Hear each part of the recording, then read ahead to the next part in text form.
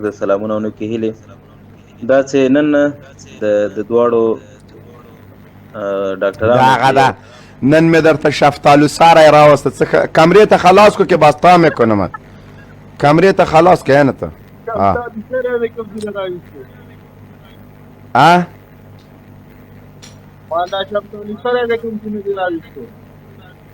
شفتالو ساری مې د کچالو بوجۍ کې پټو تې راومې ویسته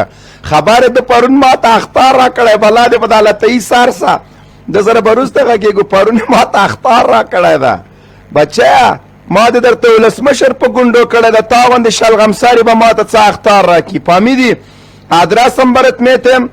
خانه لمبرم میتیم تلفن لمبرم میتیم همیشه میتیم با مشرونگا بابایت روان که با قرآن تو قفاقا بزنمش که خلمش در دیوال کمک نمشتاشه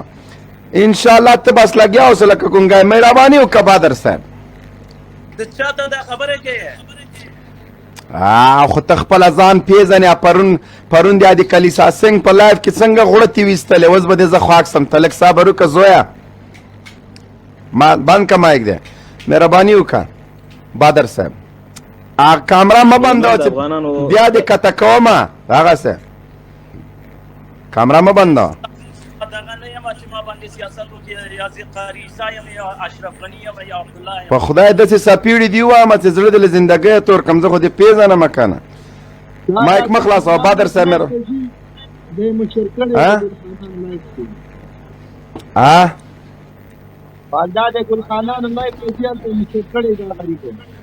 و هلته باره سار ناستې ته به نه منم څنګه مې پې ومنه بل زیر هم در کوم تا چې ویل ډاکټر بندي یې ښوده وای دا د اعدام کې قسم په خدای نن داسې په سرو سترګو لکه زمري غوندې راووته بېرته لاړه پلي چرخي ته مهرباني وکړه بادر صاحب دومره ډېر نو نن د دوسري حکومت دا د لاسلیک ورځ وه کله نو چې دی د اشرف غني د خبرو پیل کوو نو په اول کې دا خبره وکړه چې د افغانستان دپاره یو تاریخي ورځ ده بس نه ډېر زیات خو داسې دوی ورته یو تاریخي ورځ وایي خو دکه حقیقت کې ورته وکتل چې د افغانستان یو ډېر یو د افغانستان په تاریخ کې یو بدترین ورځ دغه ورځ وه چې د افغانستان په مظلوم ملت باندې بیا داسې خلک واکمن سو او داسې خلک بیا واکداران سو چې هغوی 15 کاله افغانستان د ملت ته او د مظلوم کړېدلي ولس ته آقای خالد بن ولید سلام مهرباني زه مایک بندوم بادر صاحب هیڅ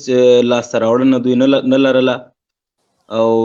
تشو وعدو باندې دا 15 کاله تیر کړل او بیا یې دا ملت وغولوه په دې تشو وعدو باندې خو نادره خو دا دی چې دا ملت به کله پوهېږي په دې باندې او کله به په دې راویښېږي چې د دوی په دې سرنوشت باندې داسې خلک واکمن کېږي داسې خلک واک ته رسېږي نو زه دا وایم چې باید له دې نه وروسته هر افغان او هر د دې ملک وګړی باید په دې پوه شي چې یاره زمونږ نوره د دې خلکو سره چاره نه کېږي باید د دې ملت د دې وطن داسې خلک واکمن سي داسې خلک واک ته راوستل شي چې هغه د دې وطن اصلي بچیان وي هغه تش وعدې نه کوي خلک په وعدو نه غولوي نو زما د ټول افغانانو دا خواست دی او دا هیله دی چې له دې نه وروسته په دغو غولېدلو خلکو پسې لاړ نه سي را دې شي اسلامي امارت سره د یو ځای سي اسلامي امارت غېږه دوی ته خلاصه ده هغه خلک چې دوی سره په صفونو کې دي هغوی هم په دغسې تشو وعدو باندې وغولول هغه که په اردو کې دي که په نظم عامه کې دي همدارنګه که په نورو قطاعاتو کې دي یا ملکي خلک دي ورسره په وزارتونو کې دي دوی ته هم دغه یو موږ درخواست کوو دغه ورته یو هیله لرو ترې نه چې ګورئ دا خلک داسې خلک دي تاسو سره ډېرې وعدې وکړې او ډېرې لاپې شاپې وولې ډېرې سرې کرښې تاوې کړې چې اخر هم هغه هره سره کرښه د دوی بیا په زیړه واوښتله بیا د خپلو خبرو نه تېر سول نو ټوله دنیا خو په دې دا میډیا په دې خبرو باندې ټوله تاسو وینئ خلک یې ویني چې د همدا چغې ولې چې زه دا بیا نه منم 50% نه منم خپلو پلویانو ته چغې ولې ډاډګیرنه یې ورکوله خو بیا هم د پردیو مزدورانو د بل چا د فشار د لاسه هغه خپله خپله داعیې نه، هغه د خپلو لوظونو نه، خپلو وعدو نه تېر سول، هغه په ټیټو سترګو او بیا هغه خپلو خبرو نه تېر سول، هغه خبرې ومنلې. نو بیا ورته داسې یو نوم ږدي د ورځې ته چې دا یو د افغانستان په تاریخ کې یو ورځ ده. زه دوی ته وایم چې تاسې شرمېږئ نه، د افغانستان داسې کمزوری هېواد دی چې تاسې داسې کمرنګه یو داسې ورځ تاسې افغانستان دپاره تاریخي ورځ نوموئ. نو زما د افغانانو نه ټول نه دا هیله ده چې باید له دې نه وروسته د اسلامي امارت سره یو ځای سئ. د اسلامي امارت غېږه تاسو ته خلاصه ده، راسئ د اسلامي امارت د دعوت ارشاد د کمیسیون سره تاسې رابطه پیدا کړئ. نو انشاءالله چې دې کې به تاسې ژوند خوندي وي، دې کې به تاسې لایف د سره شیر کې ملګرو. نو الله پاک مو عزت وکړه. هدایت بادر صاحب ملګري به هدایت بادر صاحب موږ سره اوسېږه تر هغو پورې دلته بعضې ملګري څه سوالونه لري چې هغه ته جواب هم ورکړو. انجینر صاحب محترمه په خیر راغلی. آقای خالد بن ولید مهربانی کو صاحب. السلام علیکم. قربانت شام. جانک جو موبیین خانم چهارمغز نه خوب برای مرقه خوب نیست. خلا سعید ازم خوب چیز نیست. و دوم یکی موبیین خان یکی پس خراب است، یکی شاه پس خراب. کسایی که شاه پس خراب است امروز من به نفع عبدالله و غنی گپ میزنه. یکی کنی یکی شاه کنی. این یک شاه کنی هستن. شاه کنی هستن که یا نه چشم حیا دارن، هیچ چیز ندارن. فقط اینو میره میگفتم که کنیا بیاین دیگه درباره از یا گپ بزنن ما گوش کنیم.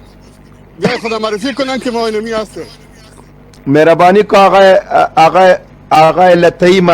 انجینر صاحب تانه چلاندې د دا نوم څه ده؟ I love Afghan. I love Afghan. مهرباني کو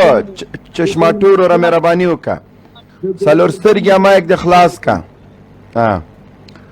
انا آقای خالد د سره خبرې وکا مهرباني کو. بفرمایید که کسی گپ داره بگه. و دیگه موبیین خان همون نفر غنی صدا نمیکنه که میگه گوشت گل مرجان نمنه برو میفهمی از پاریساست. هر کسی که هست تک بلا ده پاسش خونه توی برای تاریخ ها روان کنه بگه بخی چی شدی نمنه.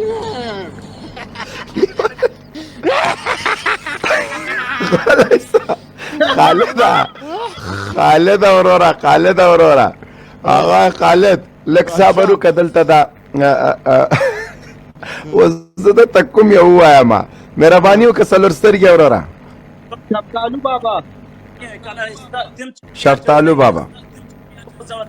کسی آلی خجرت نمیکنه ایت چیز گفتیم آواز دې صحیح نه ده والا. خالد بن ولید خپل سام در باندې واچوه. خالد بن ولید خپل اثرات در باندې پرېښوده. اول خودت گپ گوش که دگم این بابای شاک نیست.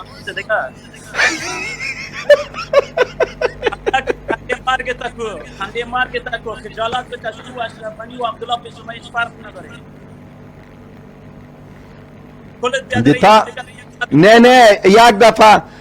تو دینا روز نه پری روز در یک لایف برای کسی گفتی که اگر تا یک 5 تا طالبان را اعدام کنه یک دقیقه صبر کو دیگه ای گم نشه. ما برات با دی الله په ذات قسم کوم سیدی ما په مخ کې 10 کسه طالبان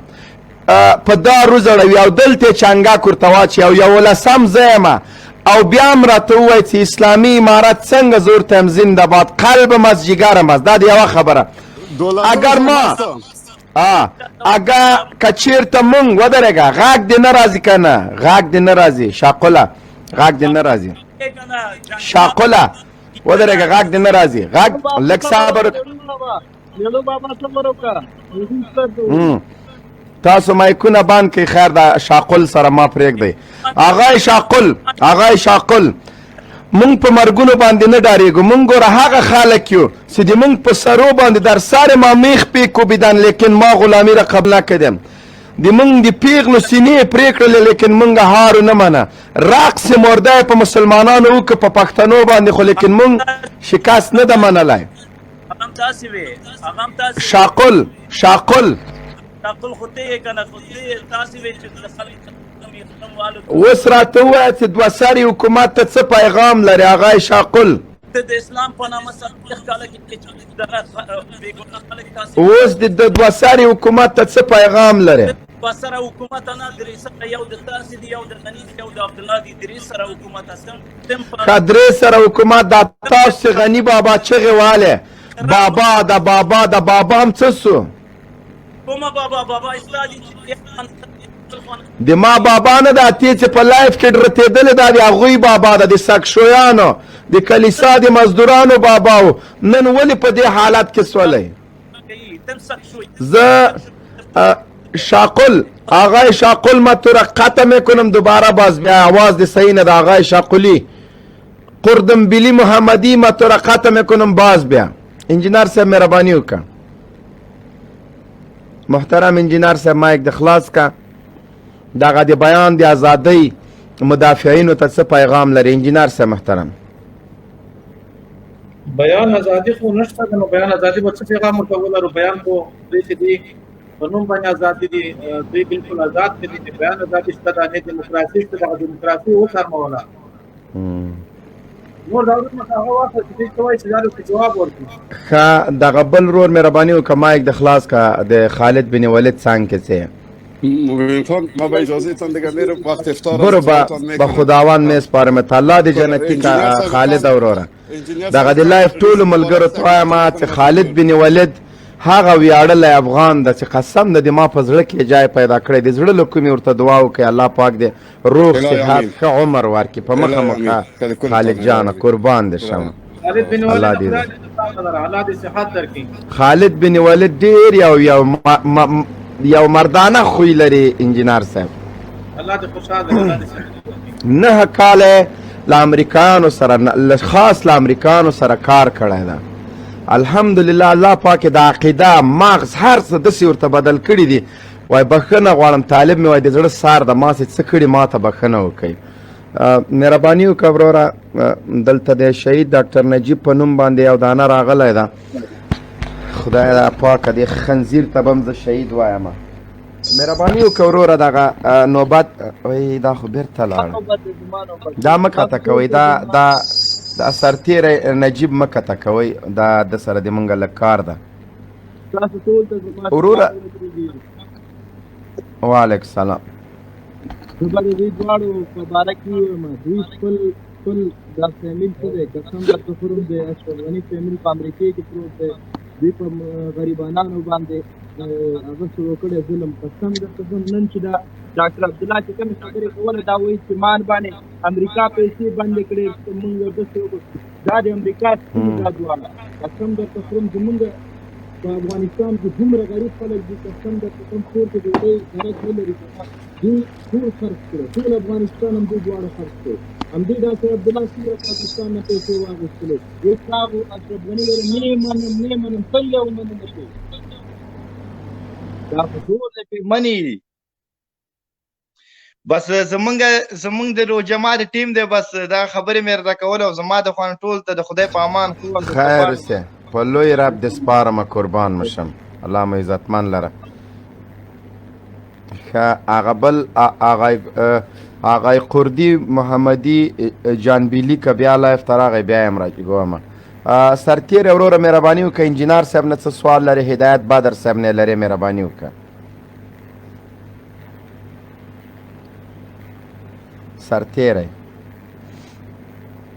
سرتیری ډاکټر نجیب غاګ درځي د نجیبګاو پروفایل د څه لګولی دا غاګ مې درځي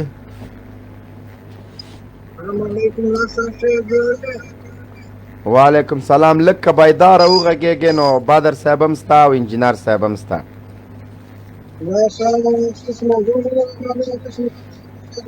د مونږ موضوع نن په شړنګا بابا باندې ده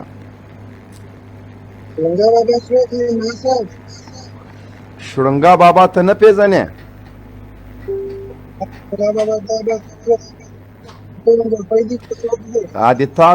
د تاسو ولسمشر اشرف غني نن پاس ډبل عبدالله او ډبل شټاساری بړینګا بابا څه حالات کې دلته ما سره یو ویډیو راغلی ده چې د تا سرتیري توپک په دې مځکه مځکه وهي او چغې وهي فریادونه کوي چې برپدار دی د اشرف غني نه حالت سي برپدار دی وزیر دفاع نه حالت سي موږ څلوېښت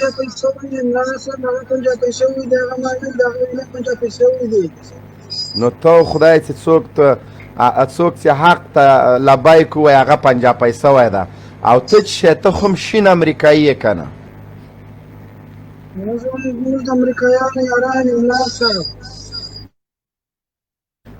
امریکان خو درنه روان دي اوس به څه کوئ تا به هم سبا انشاءالله ټوپک راخیستی په دې مځکه مځکه به یې وهې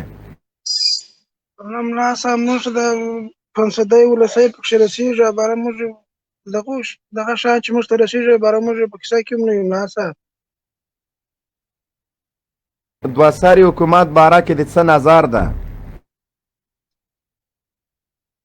ادي تاسو شړونګا بابا چې چغې ویلې چې نه یې منم څنګه یې نه منې ورته د ارګ د تا د عادي ده چې نه یې منې صاحب په دې کښې ورته چې سر نه خلاصېږي د بابا چې کومې فیصلې کوي بابا چې کوم سیاستونه کوي دې ته ستاسې نظر بیخي بیا ناوخته ورسېږي دا د بابا خبرې دي سر نه به خلاصېږي ملا صاحب که راکښې نه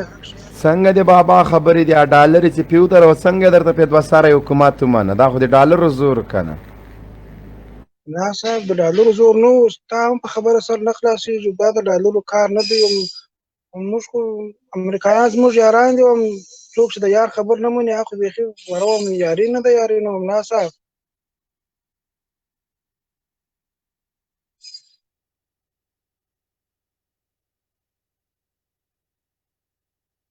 دا مایک دې بند ده جنرال صاحب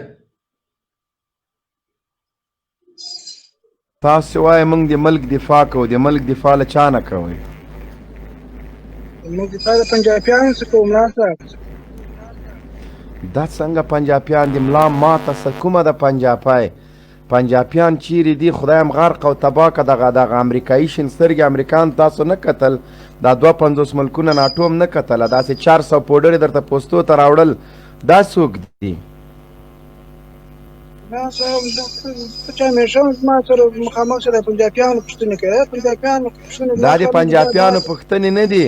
دغه اسدالله خالد دی چې له ملالۍ شینواري سره کومه معامله وکړه دې ته په کومه سترګه ګورې ملا صاحب دا ډیموکراسي ده ته په ډیموکراسي نه پوهېږم ملا صاحب که راکښېنه خپل کارونه کوه خو ډیموکراسي کار مه لرم دا اتلس کار هم د دې دپاره قرباني ورکړې ده ملا صاحب آفرین امریکان خو دې روان دي اوس به کوئ څه ښه ملا صاحب دا یوه پوښتنه کوم ډېره ضروري پوښتنه په د فیسبوک په دې شیانو کې راغلي دي وایي ته چې د هندوستان په خلاف جهاد وکړی دی دا اوس رښتیا ده که څنګه ده ملا صاحب مونږ خو افغانستان فتحه که چې اوس به هندوستان په خلاف جهاد کوو نه ملا صاحب هم څه دې پوښتنې زه رښتیا جواب یې رښتیا درته وایم هندوستان به خپل کار کوي او موږ الحمدلله په افغانستان کې د بري په لور روان یو افغانستان د موږ خاوره د دې نه به دفاع کوو او هندوستان لا تر اوسه پورې خپله 20 کروړه مسلمانان لري بلا وهلي چې امتیاز هم په دې حکوماتو کې حکومت وړي نو موږ خو داسې نسو کولی چې د هر چا پسې ته د انډیا مسلمانان 15 برابره له موږ نه زیات دي خو چې هغوی جهاد نه کوو دا خو د موږ ګناه نه ده که نه او موږ په خپل ملک کې دا خبرونه تاسې ردوئ دا څه نشته او دا رد ده دا بلکل دا تاسو د طالبانو ویب سایټونه وګورئ د طالبانو رسمي ادرسونه وګورئ هغوی کې دا خبرې نه دا د NDS تبلیغات دي دا د امنیت ملي جوړ شوي ویډیوګانې دي تر څو هغه نه صاحب په دې کې د دوی څه هدف چې هم دا خبرې کوي د پاکستان میډیا هدف یې دا ده چې د هندوستان پښه د افغانستان جګړې ته راکش کړي او هندوستان ته ووایي چې وګوره طالبان که تاسو دلته ختم نه کړئ دا هند ته هم درپسې راځي او په دې رقم د NDS په دې تبلیغاتو باندې هندوان هم پوهېږي هغه هم دومره بې عقلان نه دي ځکه هغوی ته خو موږ مخکې مې یو سبق ورکړی ده ډیلي ته پسې تللي وو نو هندوان نه غلطېږي انشاءالله هغه یې ورې موږ ډار کړي دي شمنا صاحب د هندوستان د طالبانو خبرې به امکان ولري چې وبسي په دا قطر کې که به نه وسي خامخا به کېږي ځکه طالبان یو قوت ده او هندوستان مجبوره ده چې په افغانستان کې که چېرته خپل سیاست او سفارتي ډیپلوماتیک اهداف په مخ وړي نو طالبانو سره د هغوی د هندوانو مخامخ خبرې دا لازمي دي او دا به کېږي، دا به خامخا د هندوستان مجبوریت ده. رمنا صاحب صحیح دی، نور ملګري به انتظار وم، زه څو پوښتنې نورې لرم اوس یې وکړم بیا مهرباني وکړه یو څو پوښتنې د ډاکټر صاحب نه مو که تنا مانه یې مه کوه که نه ملا دې ماته مه سه. زه پوښتنې کوم هر څوک یې جوابوي. دا هدایت بادر صاحب سیده دا ملا صاحب د زه خو جنرال یم ده نه پوښتنې وکړه د روزې باره کې کې د 400 د پوډرو باره کې کې مهرباني وکړه. رمنا صاحب پوښتنه مې دا کوله دا چې اوس کوم بریدونه کوي په لغمان کې مزمور انډیوالان شهیدان کړل، بل ځای کې هم شهیدان کړل، دا اوس څه دفاعي حالات کې یاست چې وایي چې پر موږ باندې تعرض کوئ او زموږ انډیوالان وایي چې یا دوی تعرض را باندې وکړي، دا اوس څنګه حساب د ملا صاحب جنګونه اوس په کوم حالات قرار لري چې اوس ملا صاحب بادر ملا صاحب نه پوښتنه وکړه. نو سرتیره صاحب نو دا تعرضي حالت خو تاسې اعلان کړی ده، نو تر اوسه خو ګوره موږ تعرضي حالت نه دی اعلان کړی او نو امارت رسمي موقف دی، حتی سکل امارت لا تر اوسه پوره هغه فصلني عملیات هم نه دی اعلان کړي چې تاسې د دوه سري حکومت چې په 3 ورځې مخته په ار کې یو اعلامیه خپره کړه او له هغې نه مخکې یو 2 بریدونه وکړل چې هغه بریدونه د NDS له طرف نه ترتیب شوي وو او داعش په غاړه واخیستل، هغه یې دې ته یوه زمینه مساعده کړه چې دوی د جنگ اعلان وکړي. نو هغه و چې بیا د تاسو د اجیرې ادارې مشر یا اشرف غني هغه د تعرضي جنگ اعلان وکړ د مشرانو بې عزتي بند د ملا صاحب. نو ما خو لا بې عزتي نه ده کړې تر اوسه پورې، نو هغه خو همدغه صفت لري که نه. بس ملا صاحب بس خبرې کوه، د پنجابیانو خبرې په مابین کې مه ورغورځوه ملا صاحب. نو تا چې د اسرا امریکایان ځان سره راوستلي د اوبره د ځان سره کېنولي د هغه خو نه یادی او موږ به ناسې اتهام لګوئ. امریکایان خو موږ ته پیسې راکوي ملا صاحب، نه ته چې راکوي، امریکایان خو موټر راکوي، امریکایان خو سرتیره صاحب نو که موټر درکې او پیسې درکې نو تاسې د خپل ایمان نه او د وجدان نه ورته تېرېږئ. نه صاحب ایمان وجدان یې چېرته، موږ خو د پنجاب په مقابل کې ولاړ یو ملا صاحب. نو مقابل کې هم د خپل ایمان نه تېرېږئ. چېرته دی ملا صاحب؟ وطن اشغال وطن پردي خلک پکې ګرځي، په کورونو باندې شپې چاپې روانې دي، داسې حالات خو تاسې ټول وینئ په خپلو سترګو باندې. چاپې نشته ملا صاحب، ګر د پنجابیانو پر کورو باندې چاپې دي ملا صاحب، چاپې ماپې چیرې دي ملا صاحب. دا بدر صاحب زه به د سرتیري ورونه دوه پوښتنې زه وکړم. سمه ده وکړئ انجینر صاحب. سرتیری که سرپرې کړی هغه د ډاکټر نجیب ګاو د هغه د چې لګولی دغې څه مقصد ده؟ دی خو مردار شوی د څنګه لګولی؟ ملا صاحب دا خبرې مه کوم، تا نن دې لکه چې دال خوړلي دي د خبرو ته د دالو بوی را روان دی. نو دا پښتنه مې درنه وکړه، اوس هغه امریکایان خو پیسې درکوي ځکه هغو سره څنګ کې ولاړ یاستئ د هغو دفاع کوئ. دا نجیب ګاو خو ختم شوی د ته هغه دې څنګه لګول؟ دا پوښتنې جواب راکړه. دا خو هم د پاکستان دشمن و، دا خو هم د هغه خلکو دشمن و چې ډیموکراسي نه منله، د هغو خلکو دشمن و چې هر څوک دې دوه خلکو دشمن یې هغه زموږ یار دی. چې ډیموکراسي نه مني د هغه دشمن تاسو یار دی؟ هغه چې موږ د 18 کاله په دې کې د طالبانو سره ولاړ یو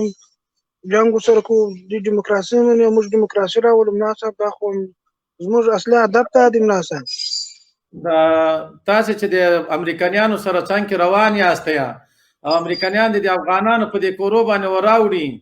دا د شپني عملیات کوي، تاسو دغه وخت کې څومره د ضمیر نه لرئ چې د افغانانو باندې د زنانه وته یا د کورونو ته وراوړي؟ تاسو دا ضمیر نه په دا وخت کې ځکه افغانان دي او هغه کفار دي. ملا صاحب موږ هم داسې د پنجابیانو پوښتنې کوو، په دې وخت کې بیا موږ ته ملایان راځي، هغو موږ ته داسې دمونه راښولي دي، بس دا چې کله کله موږ داسې خراب شو یا پوښتنه ذهن ته راسي اباره موږ دېرش واره مرګ پر پنجاب ناره وکړو، اباره به دا کیسه بیا ختمه شي. بیا ضمیر درنه لاړ شي، یعنې بیا چې هر څه کوی د پروا نشته چې بیا که د مسلمانان وژنه یا د امریکایانو غلامي کوي یا بیا پروا نه کوي خالي پنجاب باندې هغه وایي ما ته غلامي چې شته وایي هم دې د غلامي نه وایي موږ د وطن دفاع کوو غلامي چیرې ده نو وطن دفاع خو کوي خو د امریکایانو سره څنګه روان یاست خپل وطندار وژنئ که نه وطندار امریکایان خو ما راوستلي دي ملا صاحب ما پخپله راوستلي دي امریکایان خو ما راوستلي دي نو تا خو راوستلي دي څه لپاره انجینر صاحب دا سید سادات بیا راغی دته که لږ وخت ورکړو دا سرتیری به وي نو که جنرال صاحب د سره خبره لري سید سادات بیا راغی مایک دې بند که سید سادات ډاکټر صاحب محترم ته د مایک خلاص که سید سادات پرون بله ورځ د سکشیانو په یو لایف کې ما ته اخطار راکوه هغه بندیز یې ریاست نوت ته یې وړی و ډاکټر وایي هغه د اعدام سي او هره ورځ د لاس طالبان له بندیخانې راوباسي دا د اعدام کې جګړه په خپله ختمیږي او دغه موبیین خاص کر د ما نوم یې واخیسته او کنځل یې مو کړلې وایي دا هم باید و اعدام سي او مهرباني یو دقیقه صبر وکړئ ستاسو خبره ما اورېدلې په هماغه بحث کې دا سرتیری شهید خبرې وکړې دا لرې کوي بل چې د سوال ته ځواب پوښتنې ته په متعلق یو دقیقه څه ووایه د خپله ادعا کوي چې امریکایان ما راوستی دا چې امریکایان راوستلی په خپل خاوره په خپل مور په خپل ورور په خپل کور په خپل ټبر ته به یې مسؤل یې زموږ مسؤلیت دا ده چې امریکایان وباسو سمه ده او هیله دا ده چې هر خبره دلته راځئ موضوع مطرح کوئ یا نظریات لرئ تاسو د اخلاق پر بنیاد یې کوئ او د ادب په بنیاد مو سوالونه مطرح کړي که تاسو سیکولرزم غواړئ دموکراسي غواړئ کفري نظام غواړئ غیر شرعي نظام غواړئ غیر اسلامي نظام غواړئ غیر افغاني نظام غواړئ راځئ په ده باندې بحث او خبرې وکړو تاسو د یو ستر اسلامي تحریک د بدنامولو هڅې کوئ شپې ورځې تبلیغات کوئ د پردیو په لمسون او د پردیو په ډالر باندې خپل خلک وژنئ تاسو ولې هغه کلو ته او هغه ځایونو ته مراجعه نه کوئ چې ستا همدغه اردو همدغه بې شرمه اردو همدغه اردو چې مسلح ولاړ وي او د یو افغان په کور ننوځي هلته ستا ضمیر مړ ده هلته ته ولې د وراثت او د سعادت او د دفاع خبرې نه کوي هلته د ایمان چیرې تللی هلته ته ولې د ایمان خبرې نه کوي تاسو دومره جرأت نه لرئ چې زموږ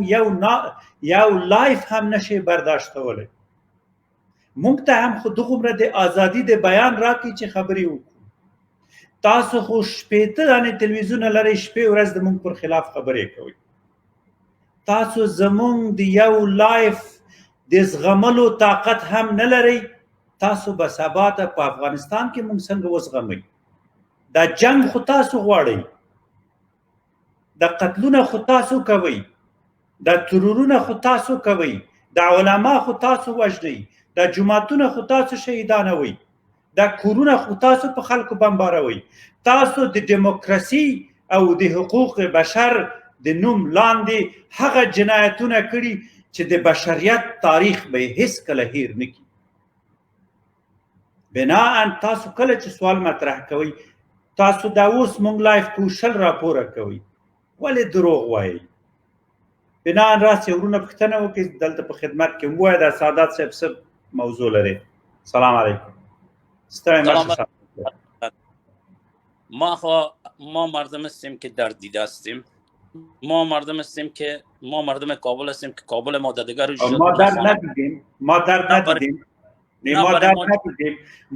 درد ندیدیم ما ببین اجازه بدید کی است که در افغانستان درد ندیده شما سوال میگی ما مردم در دیده هستیم ما خانه ما چور شده به خانه ما آمریکایی داخل شده ولایت ما بمبار شده قرآن ما سوخته شده مسجد ما سوخته شده اطفال ما را در دادن به آتش کشیدن بر علیه دین ما بر علیه ایمان ما بر علیه حقیقت‌های ما بر علیه اشاعیر مذهب ما یک قدرت تجاوز کرد ما مظلوم نیستیم ما محروم نیستیم حالا شما گفتان از این شما یک طرفه میگی ما مردم کابل، ما هم یکی هستیم، شما جز ملت ما هستیم، ما را استثناء نکنین از خودتان لطفا. ډاکټر صاحب د ده په باره کې چې ما مخکې کومې خبرې درته وکړلې تا واورېد هغه د ده خبرې تا مخکې اورېدلې. خبرې وکړي ما خودت علاج میکنیم با هر زبان با فارسی صحبت میکنیم با فارسی صحبت میکنیم. دیگه کسی گپ نزن باز موضوع دیگه. ډاکټر صاحب دا په پښتو روانې خبرې کولی سي دلته ملګري مې ټول وایي پښتو باندې خبرې وکړه. شاقل پښتو نمیفهمه در افغانستان باید تو بفهمه. پښتو خبرې وکړه پښتو.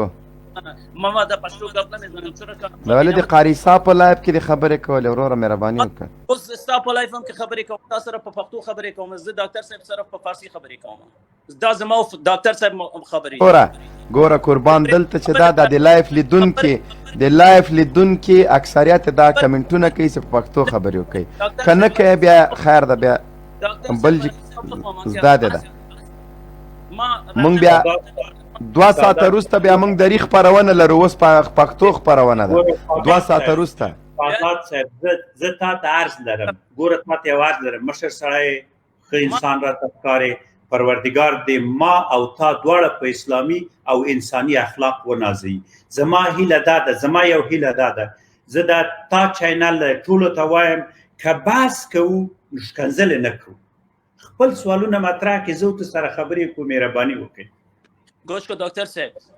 این همین شما که میگن این آمد از کدام سو آمد، این را خود شما میفهمین، بهتر میفهمین که این در کدام تاریخ آمد، چه طور آمد، چه طور نامد. این مردمایی که سواد نداره، در حساب چیز نمیفهمد، در سیاست نمیفهمد، در دیگه نمیفهمد، اینا را شما در لایف هایتان میارین یا او دیگرها در لایف های خود میارن، از این سو استفاده میکنن. اینی یک کار غلط است. چی را سو استفاده میکنیم؟ مثلا چی سو استفاده میکنیم؟ چی سو استفاده میکنیم؟ مثلا داشته باشم میارین از او سوء استفاده میکنن، او یک کارشناس سیاسی از او جور چی میکنن. با این نمیشه. برای ما معلوم است خبر میخی نپیگم، من نفهمیدم، من سوال مطرح کو از کجا امریکا چه رقم آمد، چه رقم نامد و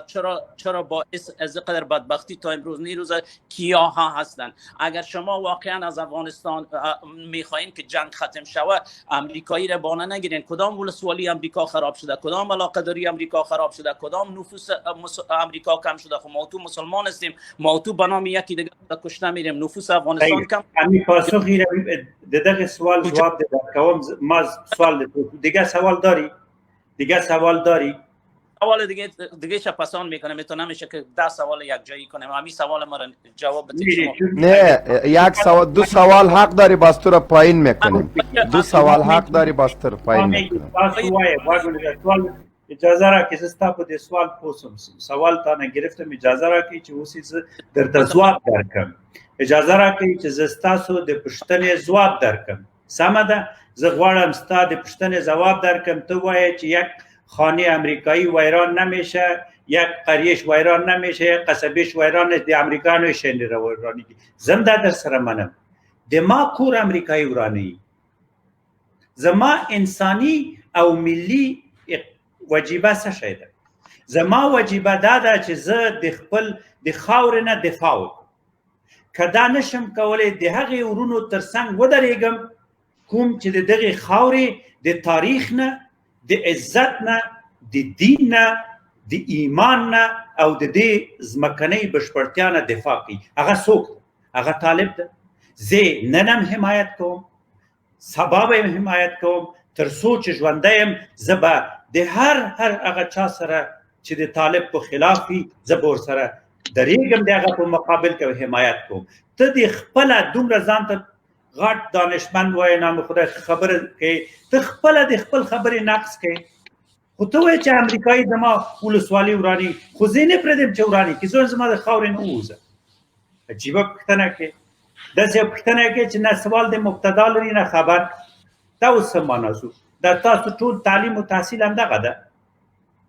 چې پوښتنې کوي. میرا بل چاته وخت ورکړه، مهرباني وکړه موبیین ورور، وخت ورکړئ. مهرباني وکړه.